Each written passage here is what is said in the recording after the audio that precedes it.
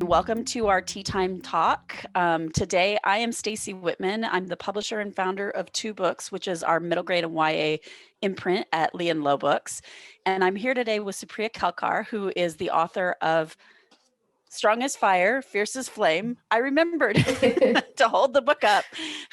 And Supriya, let us go ahead and introduce yourself and tell us about your work and how you got started writing.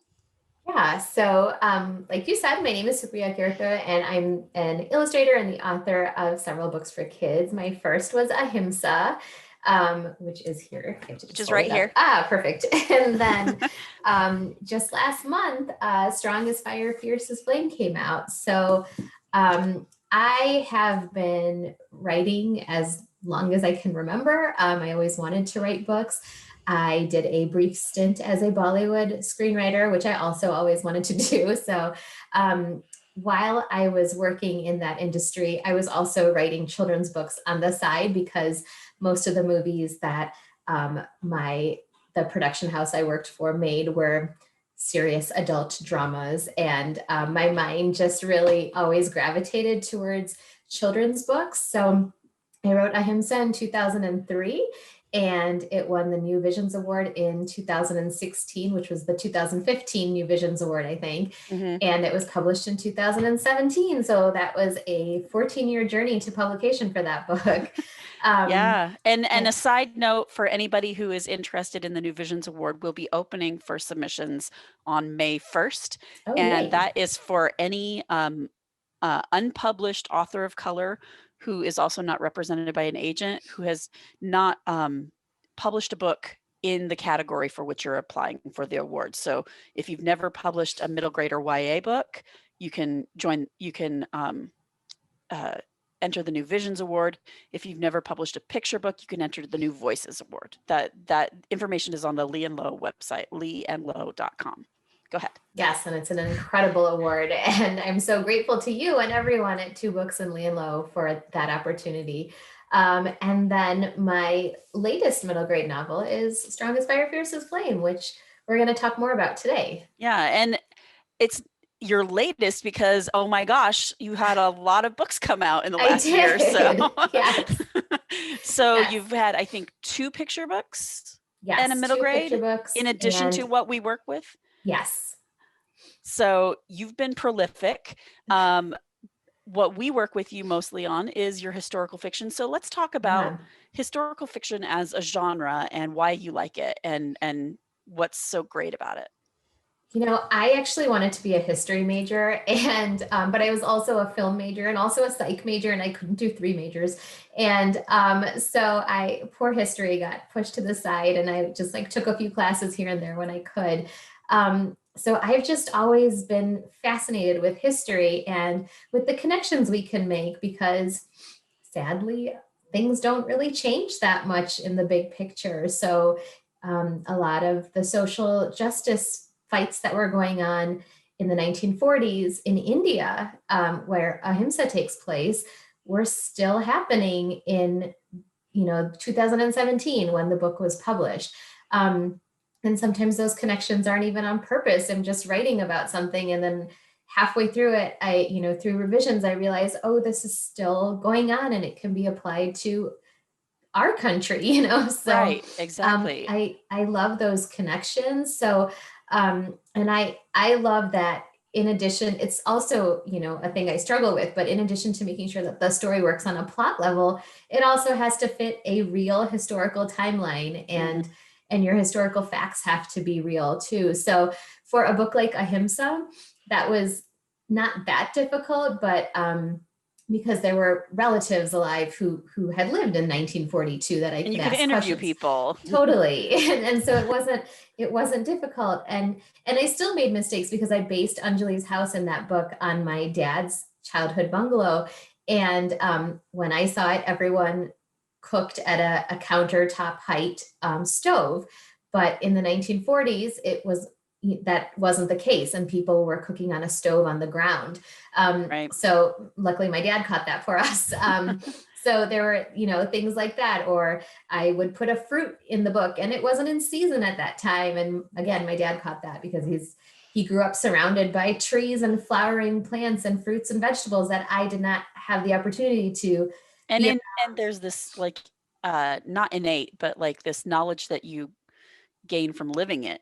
Like Absolutely. nowadays our access to fruit year round Yeah. is just so different from somebody when your dad was a kid. Yeah, that's exactly it. And like even for strongest fire, fiercest flame, I put okra in it. And then I was like, was okra in India in 1857? I don't know. So I had to go research and Right. find out when it was Potatoes. introduced. Yeah. So Potatoes, tomatoes, those were interested actually from the Americas. yeah. So those were all things that you may not realize when you're writing, but maybe like when you're really nitpicking in the revisions, I was like, oh no. Yes, Even there's a exactly. scene about mehndi, which is henna on our main character Mira's hand. And my mom pointed out that she didn't know if in that area of India, if mehndi was being used for weddings then, because there's also something called alta that was being used. So I found a fashion historian in India who is so nice. She doesn't know me at all. And I asked her all these questions like, would she be using mehndi? Would her hair be in a braid? Would it be in a bun? Would she have her head covered? How would her dupatta be, the scarf over? Would it be over her shoulder? Would it be over her head? Would it be this way, this way? So there were lots of questions. And which she was, actually ended up being an important detail for the yeah, cover of the book, because we've yes, got the dupatta on both of on the we mirror yeah, images. and we had to Yeah. make sure that it wrapped the right way for both of the Yes. girls. Yes, and that was tricky because we were seeing them from different sides and trying to figure it out. We're like, if she's standing like this. Yes. I think at one point I literally wrapped it myself and looked sideways and I was like, okay, Mom, which way is it? Because I'm not good at picturing that stuff, but she is. But yeah, so there are like so many details. And for a book that takes place in the 1850s, there's no one living that I could ask. There's a professor at the University of Michigan who's a family friend. I think he's a professor of Hinduism and South Asia. And so he gave me so many of his books that were from the 1600s and the 1700s. And they were actually really difficult to read. I would just have this really sickening feeling in my gut as I was reading them because, the words they use to describe the people, or one person describes just very casually buying a baby off someone just because it was kind of fun and like, and gosh. it was just like. Well, and that gets into our next little Yeah. bit that I would really love to talk about when it comes to Strong as Fire in particular is you wrote this book kind of as a reaction to colonial literature. Yeah. Not just The Secret Garden, though that's a really great example. Yeah. We've got a lot of British authors who wrote about India. Yeah. Like From a Kipling. very specific point of view. Yes. So talk about that. And, all those books like The Secret Garden and the Kipling books, I was given them by Indian relatives in India when I would go there as like, here's a classic, here you go. And I grew up thinking they were fantastic at some point. And then I remember I tell the story a lot with this book. When I was growing up, obviously there weren't any books with South Asian American characters in them in America. We weren't on TV. There was just one very racist depiction on The Simpsons, and that was it. And everyone who grew up, who's around my age, who grew up at a time when The Simpsons was popular, we were bullied for that every single day in school. And that character was not played by a South Asian American and is not played by a South Asian American to this day. So, there was this complete erasure. We didn't exist. And I often on my school visits, I show the books I used to write as a kid, and everyone is white with yellow Crayola hair. And I never touched that brown crayon because I never saw that in any books that we read, or which is very, very similar to the single story TED Talk. Chimamanda Adichie talks about the same thing, that in Nigeria, she was writing books about white children who ate apples and played in the snow. Yeah, because that's what what she saw in books. Yeah. Right. And it just shows the importance of diverse books. I mean, Right. it's a lived proof right there. But I think thinking about The Secret Garden specifically, like, Yeah, that is a classic that I was handed that we watch. How many different versions the have been made movies, into the movie? yeah. Hmm. There's a specific part in The Secret Garden that I didn't like as a, what, 10-year-old reading it, Yeah, I didn't understand what the words meant. right. But for you, as an Indian child reading this, Indian Yeah, American child reading this, you knew exactly what they were talking about because you mentioned to me that you're like, "Oh, it's about India. They're Indian people." yeah, yeah. So I think it was in third grade, our teacher read us a little bit of The Secret Garden, and or maybe the whole book, I can't really remember. And we watched the movie. I remember that vividly in the library. And while reading the book, I suddenly sat up a little taller while he read it out loud, because I recognized Indian names and characters and South Asian names and characters. And I quickly realized that they weren't really thought of as equals or even as human, in the book. I think there's a line like, um, they're not, is it something like they're not people, they're servants who must Right. salam you. Mhm. And so I just remember feeling very ashamed and embarrassed and sort of sinking in my seat. And so when I thought back to that moment as an adult, actually my son goes to that school, and I walked into that library and I had this like immediate flashback to that moment. And that's how I thought of writing this book, because um, I wanted to write a book that really challenges what we're fed about colonialism, not just in classics, but in history class and in social studies class during shutdown, during the emergency shutdown last Mhm. spring. I know my son, the teachers were scrambling to find content, and the social studies books that they were giving my kid, from like YouTube read alouds that other teachers had done, were just atrocious depictions of US history, like just complete falsehoods, like, Mhm. I just realized that we have not told everyone what the book is about, oh, let's do that. so That would that we can help. give them some context about why Yes. these things are so, like, why what you've put in the book, and then we can show some pictures. Yeah, so Strongest Fire, Fiercest Flame takes place in 1857, and that is the year that the sort of the big, large-scale rebellion against the British East India Company colonizers began in South Asia.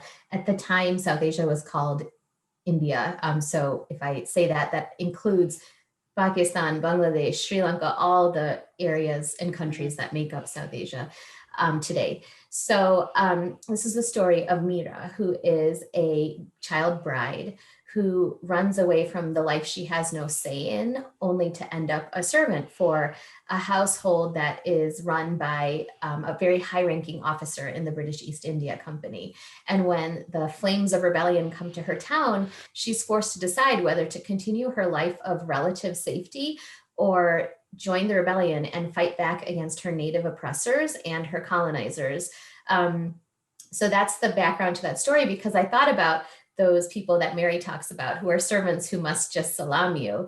And I thought about how we're centering Mary's story in The Secret Garden, even at times when we're talking about India, and the Mhm. people whose land it is are just in the background. They can say that word. Yes. Um, and I just thought about how we do that to Indigenous people around the world when we're telling stories of colonization, where we talk about these amazing, brave explorers who went and discovered new lands, but they really didn't discover new lands. There were Indigenous people living there, and their lives were brutalized. And I wanted to really give a true picture of what colonization is, because it's not some amazing discovery. It's something that caused a lot of pain and death around the world. Many of the countries that some people refer to as an expletive country are poor because of colonization. Exactly. Thinking And about actually the time period from when this book happens in 1857 to the yeah, time period when Ahimsa happens in the 1940s, that is a time period in which the entire subcontinent is basically plundered for its absolutely. natural resources, which is why Gandhi had such an emphasis on, things like making your own Cotton and all clothes. that. Yes. Yes. Yeah. Because it was not only natural resources, it was also South Asia had artisans who could make fabrics and weaving that had not been seen the likes of anywhere else in the world. And so there was this really horrible system where the British East India Company, which was a very small amount of people, by the way, who were able to do really terrible things around the world. Right. They had the system where they would tax artisans for creating these goods, and you could only sell your product to them. So they would take that money that they took from you, taxing you just for sort of existing, and then use that same money to take your goods. So they were getting it for free, basically. Yeah. And it then was they this, would tax you to sell it back to you as well. Yes. So it was this big, like, horrible, corrupt It was system. absolutely a scam. It was a scam, completely. Hold on. I want to share some pictures that you prepared. Yeah. Oh, I'm hitting the wrong button. Just a moment. Because Strong as Fire is set in a fictional captain of the British East India Company. Yes. In his home. And let me go forward. And hold on. Are you seeing the? I can see your screen. Yeah. There we are. Yep. So you found some pictures, some source pictures of what it would have looked like for Mira to have worked in a house like this. So let's look what's happening in this picture that we're seeing. Yeah, so there's a character in Strong as Fire, Fierce as Flame named Vinay, and he's a little boy who is a pankhavala. So pankha means fan. A pankhavala is somebody who operates the fan. So fans could be handheld, made out of woven grass and other plant materials. So if you see the little boy in the background there, to me, he looks like he's 7 or 8. He's holding that handheld woven fan. And it was his job to just sit there fanning his colonizers all day to make sure they were comfortable. Mm-hmm. And so the fans could come like this, or I think on the next slide we have, so they could be handheld, or they could be like this curtain that you see in front of the 2 windows there that's hanging from that horizontal rod. So it was the curtain that was operated by a system of ropes. And you can see those ropes are going outside of that window. I think the next slide would have, Oh, so this is them outside the window. Oh my gosh. So this isn't from that same picture, but this is how it would be. Mm-hmm. Yeah. So, and it's such grueling, taxing work to be pulling those heavy ropes all day. So some would attach it to their foot, like the man in the middle. And the man in the foreground is using his hand. And, they're out in the heat and they are just fanning all day, all night to keep, everyone inside comfortable. Yeah. And here's it's another tiring one. Work. Yeah, it's tiring work. And it's strange. Like, this was called our bunka man. And like, you can see this man is not happy. And, it's agonizing work, and it's what you had to do. And here's a young boy. So, those pictures were tough to look at, and, but they helped me really see how I wanted to show what was going on in that house where Mira works. This is a meme sab. It's kind of, I know it's a little grainy, but the woman. Oh, that's how you say it. Thank you. Yeah. So, so I think I might be wrong. I think it's like the British word ma'am combined with sahib, which is a Hindi word of respect. I think so. I think that's how that word came about. So this is a meme sab, and she is the wife of a someone working for the British East India Company, and so meme sabs wrote journals, and their journals were one of the main ways that people in Europe learned about South Asia. And these journals, I actually, I was able to get a few of them and read them, and they were tough reads again, but they were, sort of, it was like commentary on Indigenous people whose culture and traditions you are not familiar with. So it was really derogatory. It was really racist. It was very judgmental. And it was just really putting down all the various religions and traditions and cultures that existed. And it's important to note that South Asia is super diverse. So Right. there are hundreds of Well, languages and religions. Yeah. these journals also very shamelessly talked about the disrespectful things they did, right? Yeah. The Yes. one Like in looting. particular, the dancing at the Yeah. At Taj Mahal.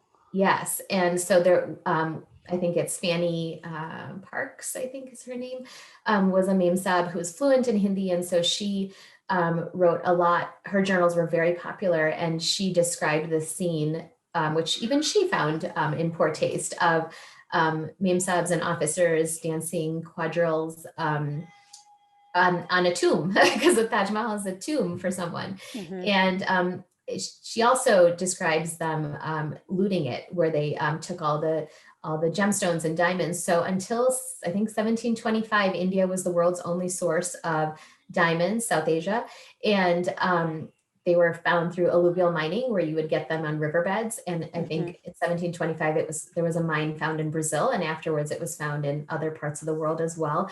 And the oldest texts on gemology come from India and South Asia.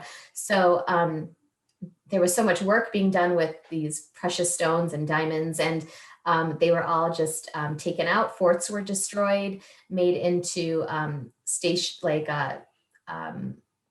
barracks for sepoys, which are soldiers, Indian native soldiers, South Asian native soldiers working for the British East India Company. Which is about the same time that, I mean, the book is set during the time when these sepoys rebelled. Yes, which so is a major point in 1857. history. Yeah, it's the big turning point against colonization in South Asia. Historically. We're running a little bit short on time, so let me just quickly get to the rest of these slides. There's a lot of really great research on how the East India Company was the first corporation, right? Yeah. First corporation that was to do this kind of thing. Yes. Yeah. So that this is just an article, and it's an image from there. And then I think the next image, I just thought this was interesting, where you see how much bigger the British East India Company officer is painted compared to the native people that he is ruling over. So, I really wanted to draw attention to the fact that the Industrial Revolution and a lot of the advances that we are taught about in school only happened because money was being drained from South Asia and other colonized parts of the world. And I think economists today estimate that $45 trillion was stolen from South Asia and made all the advances in the West possible. And the word loot is actually a Hindi word, and it comes to English from the looting of India. Yeah. Well, and I'll stop sharing so we can just chat face to face again. What's so interesting about when I was reading the manuscript for Strong as Fire is one of my my freelancer who reads manuscripts with me. Her name is Elise McMullen Chiotti, and she is Cherokee.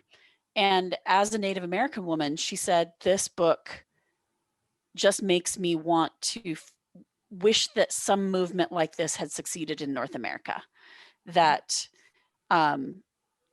India was able to do what North America could not, as far as being able to basically create a movement that actually threw out the oppressor eventually.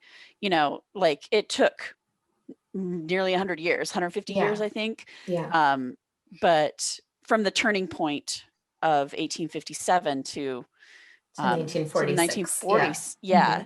So that's near 90 something years. Yeah. Or almost, I'm trying to do math in my head while I talk to you. But that wasn't the beginning, obviously. It was just the turning point. And so like, it's not just about India, a book like this. Yeah. And that's what's so great about historical fiction, is that you can learn from the history that happens in a place that you're not in. Right. And I think that gets us to talking about historical fiction in schools.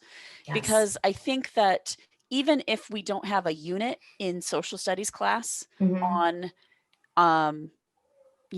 Indian history in the 1850s, so often we think about, can this book go with this social studies unit, because we're talking about that social studies, that time period in social studies. talk about your recent experience talking with that school, Yeah, how they'll be using the book.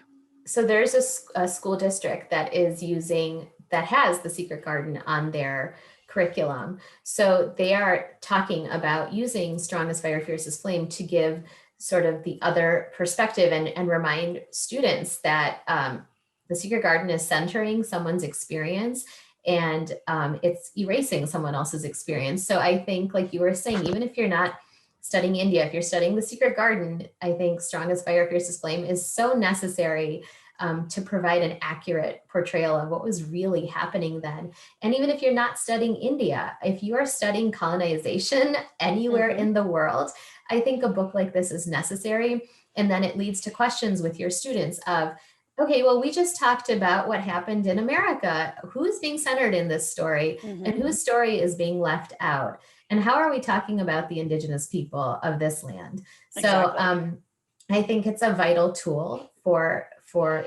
ELA teachers, for English teachers, for history teachers, social studies teachers. I think it's really necessary in for schools. Parents who are dealing with all of this. Yes. Homeschooling. Absolutely. Even if they're dealing with a school district, they're still taking so much of the lead of this right now. Yes. Yeah. And also, right before we get to the Q&A, let's talk about Ahimsa was released in India. Yes. And Strong as Fire is going to be coming out in India through Scholastic India this month, next month. I'm actually not sure. I think the end of May, probably. And how was Ahimsa's what was the reception for Ahimsa in India? Ahimsa's reception in India was incredible. It was like so many schools. It's on so many schools' curriculum now because there was just a gap. There was not a book that had this historical fiction element in it, that had the social justice element in it. So it was a huge hit. I know my friends have taken pictures of it in every airport. It's in every bookstore, every airport. It's on school curriculums nationwide. So that was really incredible to see that reception. And I get emails to this day, even though the book came out years ago. I get lots of emails every day about the book. So from people who have read it in India. So that's amazing. And I really hope Strong as Fire, Fierce as Flame has that same reception over there. Everywhere. Everywhere, yes. Because there is a lack worldwide of books that really talk about the truth behind colonialism. Exactly. Let's get to the Q&A. Our marketing and publicity manager, Jaleesa, will be sharing the questions in the Q&A, and then we'll finish up. Okay, sounds great. Hi. So we got a few questions that came in beforehand. So the first one is for you, Supriya. How do you start your writing process? Do you start with a title, an idea, or a character? What does that process look like? I usually come up with an idea. So for Strong as Fire, Fierce as Flame, it was really walking into that same library where I experienced that moment with the Secret Garden that triggered it for me. But I think I always come up with the idea first, and then the title later. In the case of Strong as Fire, Fierce as Flame, this was actually not the original title, right? Yeah, so I had the help of everyone here in figuring out what the published title should be. And the thing about this title is that it comes from you having written the book, because we went through the book and found important phrases from the book. Yeah, and the neat thing was, once that title was set, I did another pass where I was like, all right, this title is just so empowering. Like, I'm going to make me a really Strong as Fire, Fierce as Flame. So it was really inspiring too. Nice. Also, before I move on to the next question, if any attendees has any questions, feel free to put it in the chat or feel free to put it in the Q&A box, and we'll be able to ask Supriya and Stacy while they're here. The next question I have for you, Supriya, is what's next for you? Are you working on anything new, anything coming up in the pipeline that you want to talk about? I am working on lots more picture books and middle grade novels. So I'm just drafting away in between having my kids at home and writing when I can. And I'm illustrating. So the first book I'm illustrating comes out that's next right. summer. Yeah. So I'm excited for that. And then I have a novel coming out this May that I'm also excited about, called That Thing About Bollywood. I should say the title probably. That was gonna be my next question. Yes. It's all a secret. There's so many things that remain a secret in public. Yes. So it can be difficult to know when to say it. Yes. Are there any, I'm just gonna wait a few seconds if there are any questions that anyone wants to put in the chat or the Q&A.